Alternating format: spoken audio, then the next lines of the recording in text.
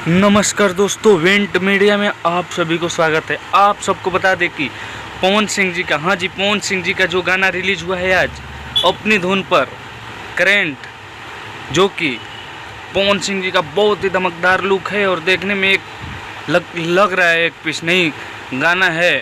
तो आप लोग जाइए, रिलीज हो गया है। और ये बता दें कि पवन सिंह जी का ये गाना हमको लगता है कि 1 घंटा के अंदर ही 3 मिलियन हो जाएगा, क्योंकि अभी व्यूज रुका हुआ है। तो आप सब समझ सकते हैं कि नहीं इसका व्यूज क्यों रुका हुआ है। इतना ज़्यादा गाना बज रहा है कि व्यूज रुक गया है। तो आप सब जाइए और सुनिए, देखिए कैसा है ये गाना। बहुत अच्छा लग रहा है हमें।